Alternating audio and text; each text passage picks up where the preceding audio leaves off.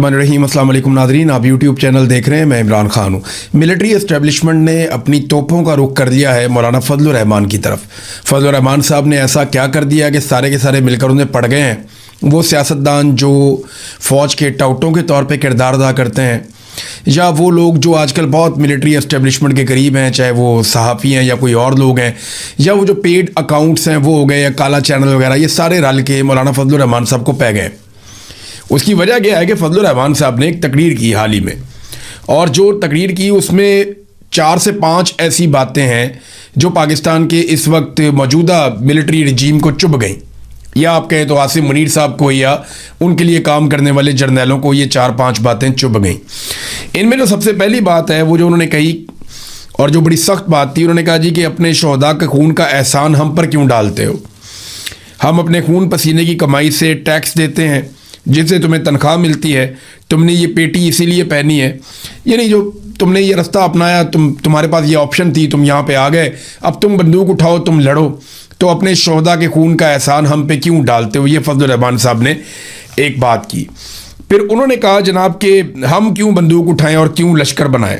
ये फजलुर रहमान साहब की एक बात थी, और इससे तो उन्होंने एक बहुत बड़ी खबर भी दे दी, बहुत बड़ा इंकशाफ भी कर दिया कि वाकई में मिलिट्री एस्टेब्लिशमेंट एक मरतबा फिर लश्कर बनाना चाहती है, और वो लश्कर बनाकर अवाम को दहशतगर्दों से या अवाम को मुखालिफ ग्रोहों से लड़वाना चाहती है। और ये जो इस वक्त बलूचिस्तान में कत्लेआम हुआ पुलिस वालों का, वो लवाहिकीन क्या कह रहे हैं, वो भी इससे मिलती जुलती बात कर रहे हैं। मैं उनके ऊपर बाद में जाऊँगा, फजलुर रहमान साहब की बाकी बातें। उन्होंने कहा जी कि वर्दी उतार कर इलेक्शन लड़ो अगर तुम्हें इतना ही शौक़ है। ये भी एक चैलेंज फजलुर रहमान साहब ने किया। इस पर बहुत गुस्सा चढ़ता है फ़ौज को हमेशा।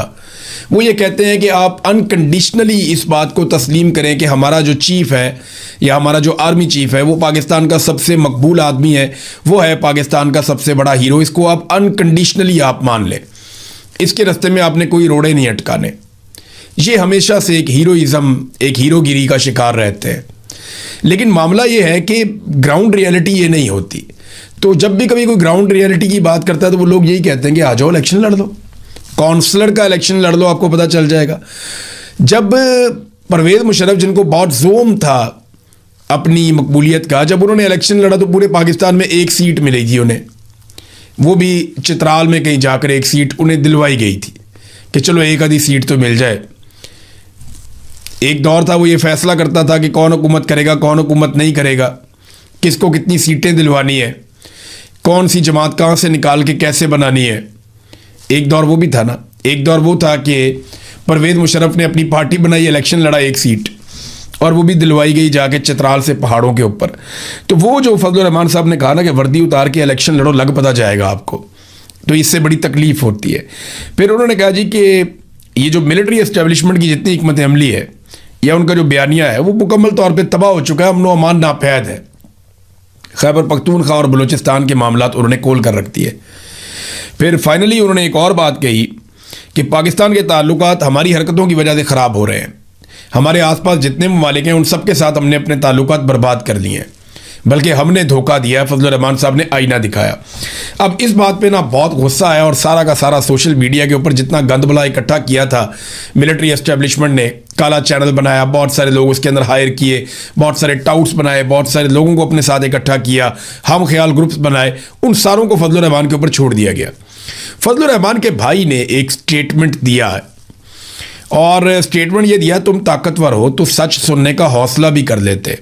अपने पेरोल पर रहने वाले डिजिटल चैनल से ज़बरदस्ती ट्वीट्स और पोस्टें करवाने, बल्कि गालियां दिलवाने अपने लय पालक सियासी वर्कर्स और अपने नौकर साहिबान जुब्बा व दस्तार से फजलुर रहमान को गालियां दिलवाने से बेहतर था कि जो उन्होंने कहा उसका जवाब देते।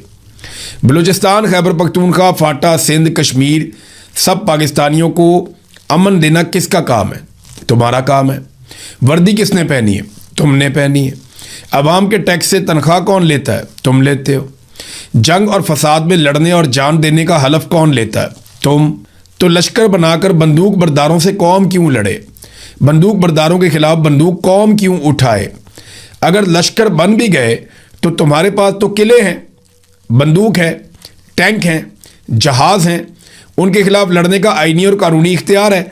लेकिन इस लश्कर और इस कौम को अब और बाद में तहफ़्फ़ुज़ कौन फराहम करेगा? ये बात ठीक है। मैंने आपको पिछले वीलॉग में कही थी कि इससे पहले जितने लश्कर बनाए गए ना, उन लश्करों ने दहशतगर्दों का खात्मा किया, बल्कि ज़्यादा लड़ाई लश्करों ने लड़ी। फ़ौज तो लड़ाई इतनी लड़ती भी नहीं थी। दहशतगर्दों का वो क्या मुकाबला करेगी अपने इलाकों के अंदर, अपने शहरों के अंदर? उन्हें तो वहाँ समझ भी नहीं आती थी। उन इलाकों के बारे में जो लोग जानते थे, उन्होंने लश्कर बनाए और वो दहशतगर्दों से लड़े। लेकिन हुआ क्या? बाद में उनका कत्लेआम हुआ। दहशतगर्द तो उस वक्त हार गए, लेकिन बाद में टारगेट किलिंग शुरू हो गई और उस लश्कर में शामिल लोगों को एक एक करके, कोई बाजार में जा रहा है, कोई गाड़ी में जा रहा है, कोई कहीं जा रहा है, कोई ट्रैवल कर रहा है, कोई घर में है, उन्हें टारगेट किलिंग किया गया, उन सबको मारा गया। और ये सारी चीज़ें रिपोर्ट हुई हैं, मैं आपको इनकी पूरी एक तफसीली रिपोर्ट दूंगा। फिर वो ये कहते हैं उन्हें तहफ़्फ़ुज़ बाद में कौन फराहम करेगा? जिस कौम को तुमने खुद डी वेपनाइज करके दहशतगर्दों के रहमो करम पे छोड़ा है, उनको दोबारा असला देकर वापस कैसे लोगे? कौम की जो दुश्मनी दर दुश्मनी वजूद में आएगी और इसमें जो नस्लें बर्बाद होंगी, इसका हिसाब कौन देगा? और इन गैर रियासती लश्करों से बाकी कौम को तहफ़्फ़ुज़ कौन देगा, जैसा कि खैबर पख्तूनख्वा के चंद अजला में हो रहा है? फिर एक और प्रॉब्लम भी है ना, ये तो बाद में सुलह भी कर लेते हैं। ये तो आज कहते हैं बैड तालिबान है, कल कहते हैं गुड तालिबान है। कल दोबारा इनकी दहशतगर्दों से सुलह हो जाती है तो वो दहशतगर्द आके उन लोगों को नहीं मारेंगे जो इनके कहने पे पहले दहशतगर्दों को मार रहे थे। ये भी बड़ा प्रॉब्लम है। मौलाना साहब यही पूछ रहे हैं, तो क्या गलत पूछ रहे हैं? जवाब तो देना होगा और दलील से देना होगा। और हाँ, तुम्हारे ज़र खरीद चैनलों, ले पालक यतीम सियासी कारकुनों और गुलाम मौलवियों से ये नहीं हो पाएगा। तुम्हें खुद मौलाना की ललकार का जवाब देना होगा। मौलाना की ललकार का ट्रेंड चल रहा है। वैसे फजलुर रहमान की पार्टी को शाबाश है, उन्होंने काफ़ी पंगा लिया है और मिलिट्री एस्टेब्लिशमेंट से उनकी जो अब लड़ाई हुई है ताज़ा, इसके रीज़न भी हैं। देखें ना, फजलुर रहमान साहब को एक तो इक़्तिदार में हिस्सा नहीं मिला, जो बड़ी सख्त ज़्यादती है। उन्होंने बड़ी खिदमात सर अंजाम दी थी रिजीम चेंज ऑपरेशन में, लेकिन उसके मुताबिक उन्हें सीटें नहीं दी गई। बनता तो ये था कि जब फॉर्म 47 बांटे जा रहे थे तो फजलुर रहमान साहब को 30-40 फॉर्म 47 बांट के उनकी दिली ख्वाहिश पूरी की जाती, उन्हें सदर पाकिस्तान बनाया जाता। वो नहीं किया गया। तो ये बड़ी तकलीफ दे चीज़ें होती हैं। ये दर्द वही समझता है जो इस दर्द से गुजरा होता है। अब फजलुर रहमान साहब को और उनकी पार्टी के लोगों को कहा जाता है लश्कर बनाओ, उन्होंने पोल खोल दिया। और ये लश्कर बनाने के बारे में ये जो कत्लेआम हुआ है ना, पुलिस वालों का, सिक्योरिटी एहलकारों का ज़ियारत में कोयटा के करीब, ये वाक़यात इसी सिलसिले की एक कड़ी बताए जाते हैं। यहाँ पे लवाहिकीन जो हैं वो अभी भी लाशें रखकर सड़कों में बैठे हुए हैं और रियासत को किसी किस्म का कोई एहसास नहीं है। कोई इस पे बात करने को भी तैयार नहीं है। पाकिस्तान की मीडिया को इजाज़त ही नहीं है कि वो इसके ऊपर बात करे। वहाँ ख़वातीन भी आ गई हैं लवाहिकीन के साथ और वो ये बता रही हैं, ख़वातीन ने वहाँ तकरीर करते हुए कहा कि 2 किलोमीटर दूर FC का किला था और वहाँ पे भारी FC की नफरी और हथियार थे, मगर कोई नहीं आया। ये शहीद मोहम्मद आसिफ की एक रिश्तेदार है, वो बता रही थी कि ना तो ये खुद आए FC वाले मदद करने के लिए, फ़ौज या इदारे खुद भी नहीं आए और असलहा पहुंचाने वालों को भी वहां जाने नहीं दिया गया। और वो कहते हैं हमारा कसूर यह है कि बलूचिस्तान मिनरल्स से भरा हुआ है, मादनियात हैं बहुत ज़्यादा वहाँ पे, और आप उसे हड़प करना चाहते हैं। दहशतगर्दों ने हमारे प्यारों के चेहरों पर तेज़ाब फेंका। ऐसा जुल्म तो फ़लस्तीन में भी नहीं होता। तो हम दुआ करते हैं कि ये आखिरी शौदा हों पुलिस के, सिक्योरिटी फोर्सेस के। लेकिन ये लेविस के साथ, पुलिस के साथ लगातार हो रहा है, लंबे अरसे से हो रहा है। तो नाज़रीन, फजलुर रहमान साहब की ताज़ा लड़ाई हुई है और लड़ाई का रीज़न ये है कि मिलिट्री एस्टेब्लिशमेंट ने फजलुर रहमान साहब को धोखा दिया। जो उनके साथ चीज़ें तय हुई थी वो नहीं की और अब फजलुर रहमान साहब से डू मोर की डिमांड कर रहे हैं। तो बारी बारी सबकी बारी है। अगर सारे इकट्ठे होकर नहीं लड़ेंगे तो ये सबको बारी बारी मारेंगे। ये बात तो सच है। अभी तक आसिम मुनीर साहब ने किस किस से लड़ाई की और किस किस को फतह कर दिया डरा कर धमका कर, और कौन कौन ऐसा है जिसने सरेंडर नहीं किया, वो मैं आपको बताता हूँ। आर्मी चीफ बनने के बाद उन्होंने ये जो लड़ाई की, एक तो उन्होंने पीपल्स पार्टी और PMLN ने तो फौरी तौर पे सरेंडर कर दिया। PMLN और पीपल्स पार्टी को उन्होंने फतह कर लिया और इन जमातों ने मुकम्मल तौर पे मिलिट्री एस्टेब्लिशमेंट या आर्मी चीफ के सामने सरेंडर किया है, बल्कि इस लेवल का सरेंडर किया है जो तारीख में किसी और पॉलिटिकल पार्टी ने नहीं किया। आज आसिफ अली जरदारी जो इनकलाबी बना फिरता था, वो ये कहता है अपने जलसों में कि जनाब हम एस्टेब्लिशमेंट के हाथ मजबूत करेंगे। बिलावल भी इसी तरह की तकरीरें करता है, जबकि नवाज शरीफ जो है उसको चुप का रोज़ा लग गया है और शहबाज शरीफ अक़वाम मुत्तहिदा तक में जाकर फील्ड मार्शल की गर्दान करने से बाज नहीं आता। तो इन्होंने मुंह के अंदर जूता दबाया हुआ है और पॉलिश पे लगे हुए हैं।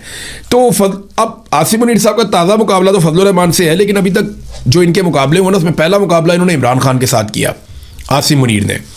तो इस मुकाबले के नताइज ये हैं कि अभी तक इमरान खान नाकाबिल शिकस्त है, वो हार नहीं रहा, बल्कि उसने जेल से बैठकर आसिम मुनीर साहब को बदतरीन शिकस्त दी 2024 के फरवरी के इंतखाबात में। दूसरा मुकाबला आसिम मुनीर साहब का हुआ तहरीके लब्बैक से TLP वालों से, और उस मुकाबले में भी ऐसा लगता है कि वो दोनों भाई हार मानने को तैयार नहीं है। उन्हें अभी तक जबरी तौर पे लापता रखा गया है और कभी कभी वो जोर लगाते हैं, कभी सोशल मीडिया पे, कभी किसी और तरीके से, लेकिन PTI ने उनसे बहुत बेहतर लड़ाई लड़ी है। तीसरा मुकाबला मारंग बलोच के साथ हुआ आसिम मुनीर साहब का। वो आज़ादी इज़हार राय का इस्तेमाल करते हुए इंसानी हकूक़ मांग रही थी बलूचिस्तान के लोगों के लिए, तो उन्हें जेलों में डाल दिया गया और उन्हें लंबी लंबी सज़ाएँ सुना दी गई, मारंग बलोच को और उनके साथियों को। तो वहाँ पर भी वो लोग हार नहीं मान रहे। चौथा मुकाबला जो आसिम मुनीर साहब का हुआ वो इस्लामाबाद में हुआ ईमान मज़ारी और उनके शौहर से। इस मुकाबले में जो है वो उन्होंने, दोनों मियाँ बीवी ने सरेंडर नहीं किया। बदतरीन हालात का वो सामना कर रहे हैं, लेकिन उन्होंने अभी तक सरेंडर नहीं किया। मीडिया ने सरेंडर किया है आसिम मुनीर साहब के सामने। अगर कहें ओवरऑल आप देखें तो ज़्यादा मीडिया आसिम मुनीर साहब के सामने सरेंडर कर गया है। अदलिया जो है वो ऑलमोस्ट आप समझ लें 80% आसिम मुनीर साहब के सामने सरेंडर कर गई है, लेकिन पाकिस्तान तहरीक इंसाफ ने सरेंडर नहीं किया, मारंग बलोच ने, ईमान मज़ारी ने सरेंडर नहीं किया। अब कश्मीरियों के साथ एक ताज़ा लड़ाई शुरू हुई है, इसमें कश्मीरी हार नहीं मान रहे। यहाँ बरतानिया में कश्मीरियों ने रिकॉर्ड एहतजाज किया, तारीखी एहतजाज किया, और कश्मीरी आज़ाद कश्मीर में भी डट कर खड़े हैं, तो वो भी हार नहीं मान रहे। अब ताज़ा लड़ाई जो आखिरी अभी शुरू हुई है आसिम मुनीर साहब की, वो है फजलुर रहमान साहब से। तो देखते हैं कि फजलुर रहमान साहब कब तक लड़ पाते हैं। फजलुर रहमान साहब ऐसे लंबी लड़ाई कभी भी नहीं लड़ते, उन्होंने तो परवेज़ मुशर्रफ से भी लंबी लड़ाई नहीं लड़ी थी, वो बीच में कहीं ना कहीं, और फजलुर रहमान साहब तब तक लड़ते भी नहीं है जब तक कि उन्हें पूरी तरह यकीन ना हो जाए कि अब लड़ाई लड़ने का वक्त आ गया है। या तो आसिम मुनीर साहब का जो मुकम्मल फेलियर हुआ है उनके रजीम का, उन्होंने पाकिस्तान की हर शय को तहबाला करके तबाह कर दिया है और इस रजीम को कोई कामयाबी नहीं मिली, उसकी वजह से शायद बहुत ज़्यादा इंटरनल एक रद्द अमल है और फजलुर रहमान साहब इस सूरत हाल को भांप गए। वरना फजलुर रहमान साहब मौका महल देखे बगैर कभी भी लड़ाई में उतरते नहीं हैं, ये बात हम सब बड़ी अच्छी तरह जानते हैं। नाज़रीन, सुहेल अफरीदी साहब, बल्कि ख्वाजा आसिफ साहब ने जो स्टेटमेंट दिया, पहले ज़रा वो आप देख लें। बड़ा सख्त स्टेटमेंट ख्वाजा आसिफ ने दिया फजलुर रहमान के ख़िलाफ़। वज़ीर दिफा हैं, उन्होंने कहा जी कि फजलुर रहमान के बयान को बेहिसी करार दिया कि फ़ौजी जवानों के वतन के लिए कुर्बानी को तनख्वाह से जोड़ना शोहदा के लवाहिकीन के जज्बात मजरू करने के मुतरादिफ है। फजलुर रहमान के जो बयान के ऊपर उन्होंने काफ़ी रद्दअमल दिया। उन्होंने कहा जी कि फ़ौजी जवानों की वतन के लिए कुर्बानी को उनकी तनख्वाह से जोड़ना गैर मुनसिफाना है। ऐसा बयान शोहदा और उनके ख़ानदानों की दिलदारी के मुतरादिफ है। कोई शख्स महर तनख्वाह के लिए अपनी जान नहीं देता। उन्होंने कहा कि जान की कुर्बानी के पीछे किसी नज़रिए, अकीदे, फ़र्ज़, वतन से गहरी वाबस्तगी होती है। आपका हालात वाक़यात या तरीक़ाकार से इख्तलाफ हो सकता है। नज़रिए, वाबस्तगी, मोहब्बत, कुर्बानी की तौहीन आप ना करें। तो बड़ी लंबा चौड़ा उन्होंने ट्वीट किया फजलुर रहमान साहब के ख़िलाफ़। उन्होंने बोला ख्वाजा आसिफ ने, लेकिन ख्वाजा आसिफ ने माजी में क्या बोला था ज़रा ये आप सुनिए, बड़ा मज़ेदार है। मैं आपको सुनाना चाहता हूँ ताकि आपको पता चले कि यही ख्वाजा आसिफ इसी फ़ौज के बारे में माजी में क्या फरमाते थे। सुनिए। सैकड़ों और हजारों अरब, बल्कि tens of thousands of billions of rupees and dollars जो है हमने पिछले 58 साल पे दिफाई बजट पे खर्च किए। और दास्तान क्या है? 48, 65, 71, 84 और 99। कोई आजाद कमीशन जो है इस मुल्क के नुमाइंदों का अगर बैठा दें और इन 5 जंगों की इंक्वायरी करवाएं तो किसी भी शख्स में एक रत्ती भर भी जो सेल्फ रिस्पेक्ट होगा तो उसका सर जो है झुक जाएगा। लेकिन आज भी ये पूरी इंप्यूनिटी के साथ अपना सीना चौड़ा करके डिफेंस बजट को क्लेम कर रहे हैं और मांग रहे हैं कौम से। कौम की हड्डियों से गोश्त तक जो है इन्होंने निचोड़ लिया है और उतार लिया है। कौम एब्जेक्ट पॉवर्टी में रह रही है। कौम जाहिल है, मुफलिस है, गरीब है, पानी का पीने का पानी नहीं मिलता। ये जी ख्वाजा आसिफ साहब को आप सुन रहे थे। इसके अलावा मैं आपको और सुनाता हूँ। ख्वाजा आसिफ साहब ने यहीं पे एक और बात भी की, वो बात भी सुनने के काबिल है।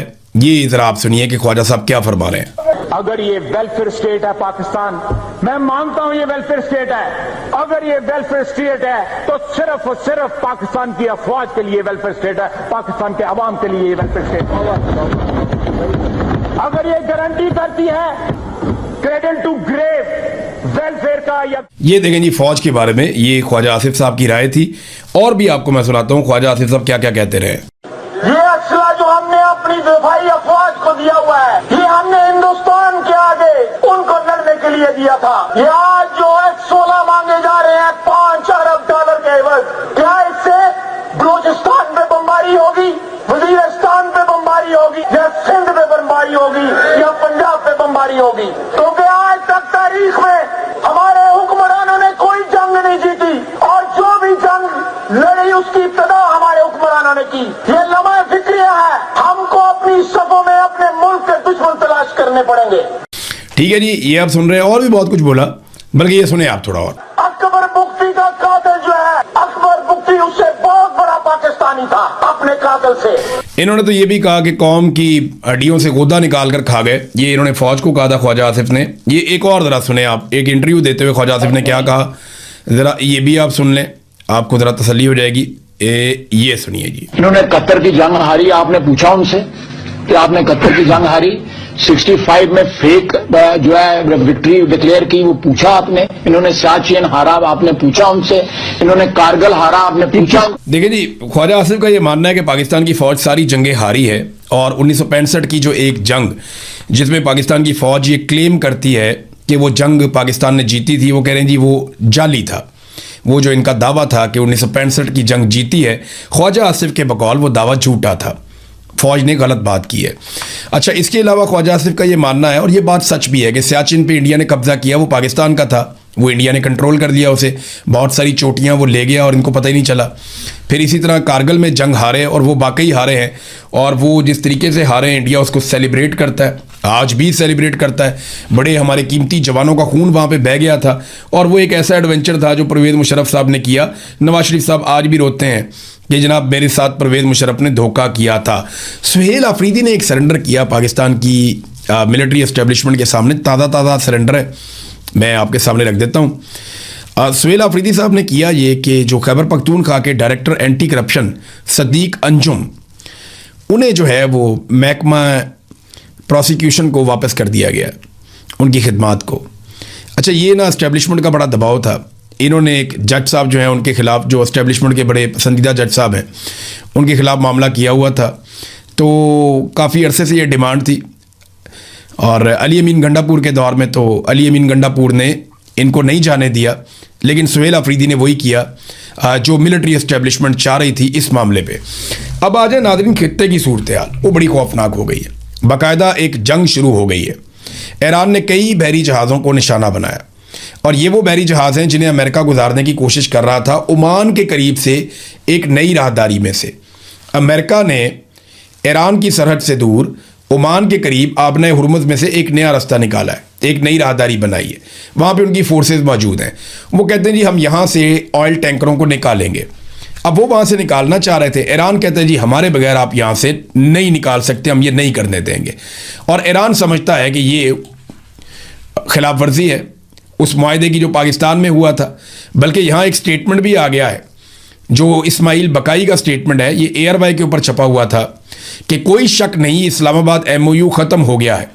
तर्जुमान ईरानी वजारत खारजा इस्माइल बकाई, यानी जो हम जिस पे इतरा रहे थे, जिस पे हम बहुत बात कर रहे थे इस्लामाबाद MOU की, वो ईरानी वजारत खारजा के जो तर्जुमान है वो कहते हैं जी वो तो MOU अब ख़त्म हो गया, यानी उसकी तो खिलाफ वर्जी हो गई। क्योंकि अमेरिका ने बहुत बमबारी की है पिछले 3 दिन में ईरान पे।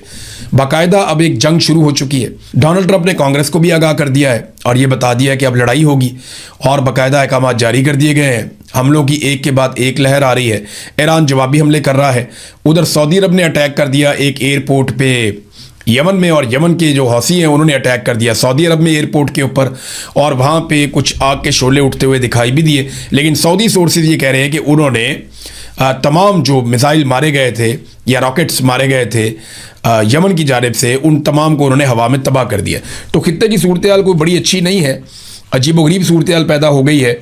यहाँ डोनाल्ड ट्रंप ने एक स्टेटमेंट दिया जिसका जवाब ईरान ने दिया है। डोनाल्ड ट्रंप ने दोबारा ऐलान कर दिया कि आपने हुर्मुज़ की हम नाकाबंदी कर रहे हैं और गुजरने वाले हर जहाज से 20% हम फीस वसूल करेंगे। यानी अमेरिका वहाँ पे नाकाबंदी करने जा रहा है आपने हुर्मुज़ की, और जो जहाज़ वहाँ से गुजरना चाहता है वो डोनाल्ड ट्रंप को 20% दे दे। यानी जितने का वो माल लेकर जा रहा है, फ़र्ज़ करें उस जहाज़ के अंदर 10 अरब का माल है तो 2 अरब रुपया डोनाल्ड ट्रंप को दे दें और जहाज़ आप वहाँ से निकाल कर ले जाएं।